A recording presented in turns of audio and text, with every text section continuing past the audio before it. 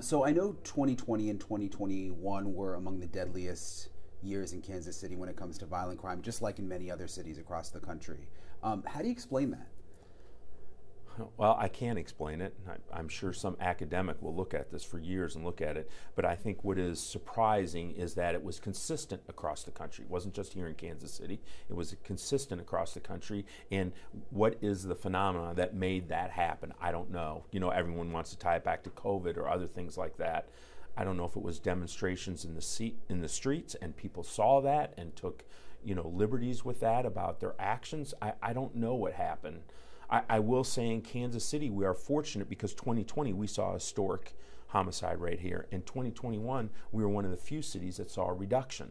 So I do think it's possible to meet a downhill trend. I just think it's very difficult today. And how's this year going?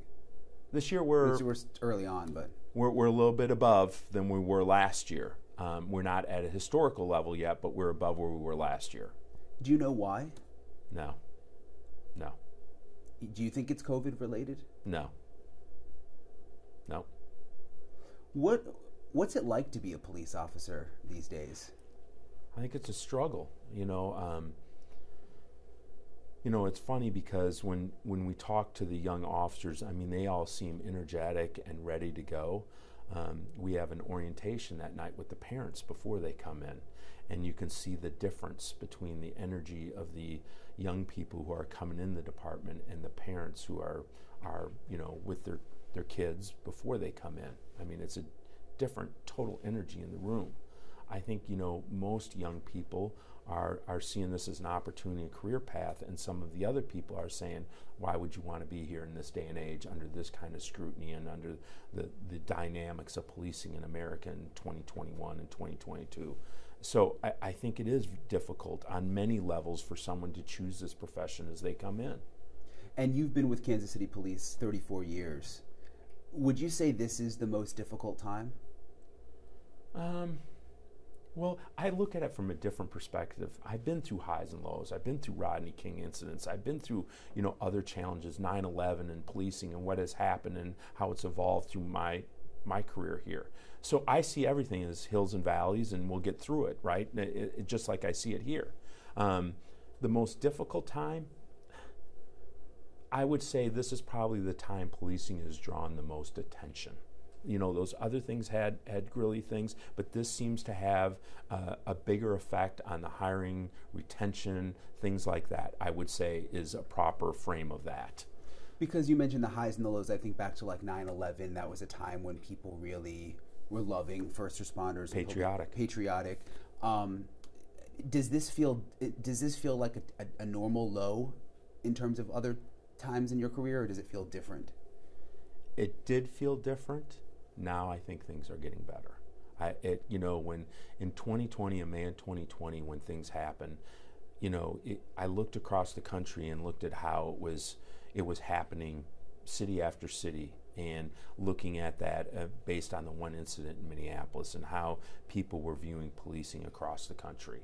And I saw a lot of things, and I think there's been some work done on both the police and the community side and some more understanding. And now I see things coming out of that valley and things starting to get better, where relationships starting to build, discussions starting to have. And I guess to your point about COVID, I see a little bit of that because in May of 2020, that was the one thing that happened was we didn't have those interactions that normally we would, hey, let's get 500 people in a community meeting and let's hash some of this out. And there was none of that. So I would say as we come out of this COVID and we're having those abilities to have those discussions, I do think that's helping us and helping policing as a profession as a whole. People will be able to have the face-to-face. Correct.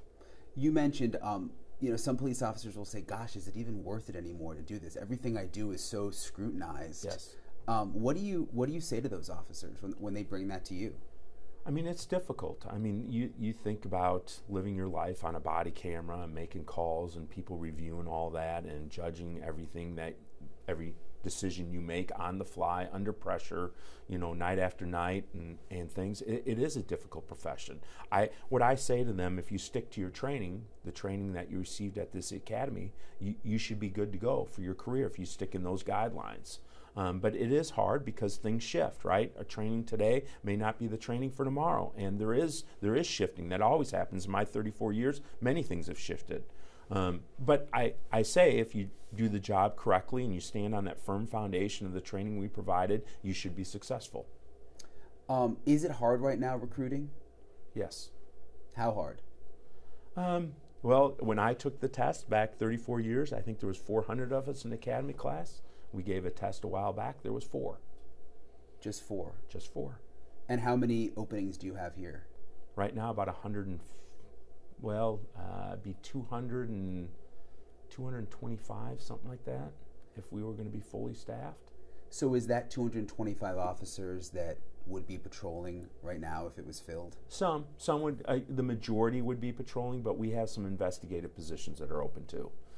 Why do you think it's so difficult nationwide filling these vacancies? Well, I think the narrative, it's interesting. I always tell community leaders we can't have it both ways. You can't go out and bash the police and then say, why don't we have good police?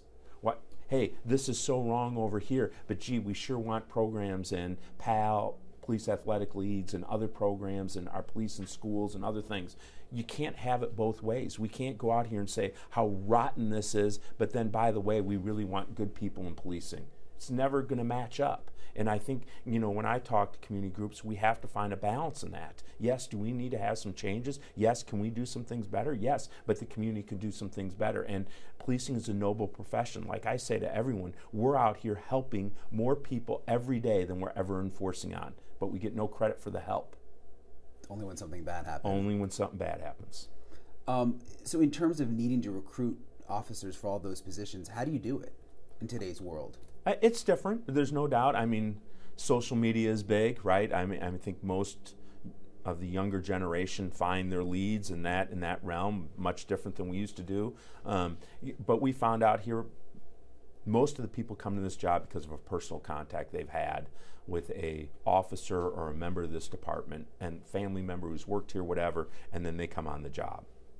So we're offering incentives to our employees to recruit and to bring people into the job. We think that's probably our best recruitment tool is the people who work here. Is recruitment getting any easier than say, last year? Yes. It's getting better. It's slow. There's no doubt about it, but it is getting better.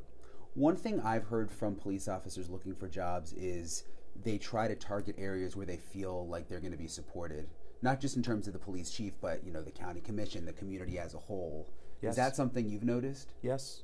Yeah, I think people are more aware. Like when I signed up for this job, I didn't know anything about a prosecutor's office or what county or anything. I think our people are aware of that now and much more attuned to what's happening in that realm. How much do police officers have to deal with in terms of what the public doesn't necessarily see? I mean, it seems like, they're mental health counselors. They're doing all of these things that they weren't necessarily trained to do. I agree with you. The common terminology in our circles is the criminal justice system has become the mental health system because there is no real bona fide mental health system. So the people screaming on the street, in a bad place and some sort of mental health distress, we get those calls. We are the first responders. We are the one to take care of that. So you're right. Back when I came on, that was not the majority of the job. It's increasingly taking more and more of our workload in dealing with those issues. So I agree with you. It has changed. Our roles and how we respond to things are changing. And we have to have much more training in that field of the mental health than we did when I came on the job. So I agree with you. They're shifting. And is that a police problem? I would say, sometimes it's not, but sometimes it is. Sometimes those people can be threatening or scary to other people, and perceptions of safety can go down. So in that manner, I do believe that's a police incident. Now, can other situations be handled differently? Yes. But we're still going to have a piece of that pie because we still want to make Kansas City feel safe. Do you support, I know in some cities they'll send out social workers and that kind of a thing. What do you think about that? We have social workers embedded here in our patrol divisions in Kansas City. So one of the things we did early on and when I became chief is we found a way, a public-private partnership where we got one social worker and expanded that one to each station. So we have a social worker that's on staff helping our officers every day with those kinds of situations. Line of duty deaths have gone up over recent times nationwide. How dangerous is it in 2022 to be a police officer? It's dangerous, and it's getting more dangerous according to the stats. And that's unfortunate. I think there's some real possibilities for policies to make difference in that realm. It doesn't have to be that dangerous, in my opinion. What would help? Well, I just think, if attack on those that are trying to help others should be taken seriously by the courts and the criminal justice system. And I think there could be an emphasis on that. If we can't have police officers help and protect the common public as they're out doing their business every day, we're going to be in a world of hurt. We've got to have that support, and they have to be supported while they're doing that. And if they're facing constant violent threats or attacks, then that's going to be really hard to recruit officers and to have them stay here. They have families, they have obligations at home, just like everybody else. So they're going to need that support. So I think in the realm of policymaking, that is a place that can make a difference. Nationwide, we've seen with people who shoot police officers, many times they're out on bond or they've been arrested over and over again. Is that a frustration? Oh, of course. I mean, I think whether it's an officer or any other crime, when police officers come up to that situation where they've worked that hard to try and put a case together only to see it not come to fruition at that time, and then to see that person recommit those crimes while they're waiting, or sometimes even after adjudicated, but shortly after, and then start committing the same crimes again. It's very frustrating. I see that in officers all the time. Now, I think it's in perspective. They keep it in perspective of what they're trying to do and the safety of the city. But sure, it's frustrating. And more than 3 decades as a police officer, I mean, does it feel more dangerous now than when you started? It's different. I would say I feel like it's more bold. Like it's, I don't know if it's a different sense on the streets. I feel like, a police officer maybe commanded more respect when I came on 30 years ago. Not sure. I have nothing to gauge that on other than my own opinion, but different that way. And I think, the ambush style attacks that, we heard of once every so often, you now can turn on the news and hear those more than, not frequent, but more so than not. You hear these ambush attacks for no reason. I mean, that's very concerning to me and to every officer. With what happened to George Floyd and other issues like that we've seen across the country, how much has that changed policing? Yeah, well, I mean, it's changing policies that we make and how we deal with things, how officers look at court after from their actions. I think all of that has made a difference. I know our training has shifted because of things like that.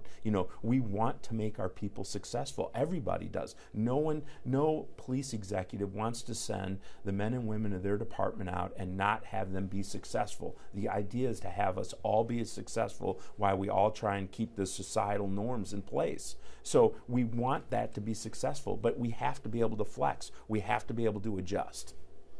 Do you find that officers are reluctant to change? Or some. Yeah, I there's no doubt about that. I think some are. But, when you get to a point like this where officers are getting indicted and things like that, we have to shift, and officers have to recognize that. And that's a solid, happening that's occurring across the country, and people can look at it and say, yeah, this really happens. So, when we go to train people, and even people that are reluctant can say, yes, I understand why we need to do this. Is there a concern that officers might think to themselves, gosh, I'm just going to tone it back a bit, not be as aggressive in terms of fighting crime because I don't want to put myself in a position where I might be unfairly... Sure. Our car stops are way down from where they were 5 years ago. Yes, I think officers are assessing the risk versus reward in many of their things in their job. And that's obviously a bad thing if your car stops are down, right? I mean... our traffic fatalities were up last year. We see that. I think, just the people that I talk to in, common or casual conversations say driving's out of control, blah, blah, blah. Well, in my mind, I'm thinking, hey, if we stop more cars, would that go down? I don't know if it would be, but I would like us to be able to partake in that and say, hey, we're making some strides in trying to get that corrected. With car stops down, what do you hear from the officers and their sergeants? What are they saying? Are they giving you a reason? Well, right now we are so busy because of the lack of officers that we don't have. I mean, that really has been secondary to handling the call load we have from the citizens right now. I mean, last year we took almost 1 million calls into our call center for emergency help in the city. Not all of them are dispatched, not all of them are police, but our workload is there. I mean, the crowd from the community to say, hey, we want police services is huge, and to keep up that with the number of officers we have has been challenging for us right now. So, I mean, that's our main priority, is to be able to answer those calls. You brought back up the vacancies again. I mean, that's obviously a big issue nationwide. Do you see that being fixed? I mean, are you going to be able to hire all these people? Not in a short term. I mean, I see it getting fixed hopefully over years, but no, it's not. As quickly as it went out, it will not be fixed as quickly, in my opinion. We'll get a little bit, but attrition will continue to happen. People will continue to retire. People will continue to go on to federal jobs from municipal jobs, things like that. That's never going to stop. So there's going to continue to be an attrition rate. Why we try and hire and catch up those numbers. That's why it's going to take us a while.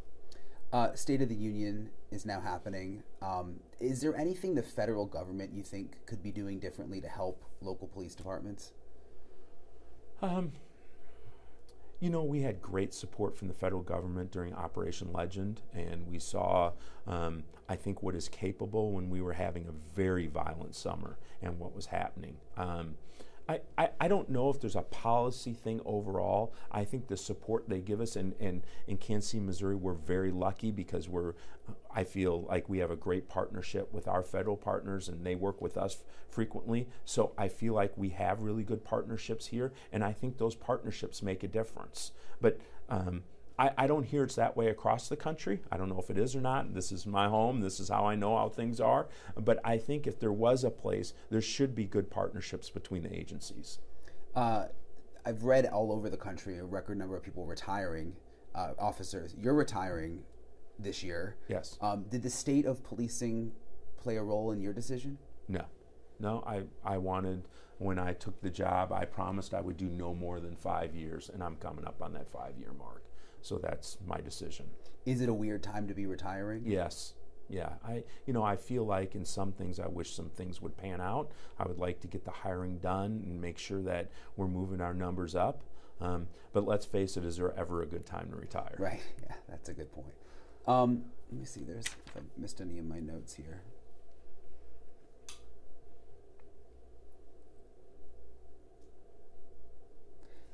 Is there anything else you think is important? I mean, nationwide.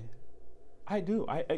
If I were to say to anybody, policing is a noble profession, and I don't think people understand the realm of what we're doing out there day in and day out. From the stranded motorist on the side of the highway who needs a tire fixed to the family who's having a dispute, about the amount of violence we prevent, or the amount of anger that we can control, or not control, but de-escalate, I think is a word.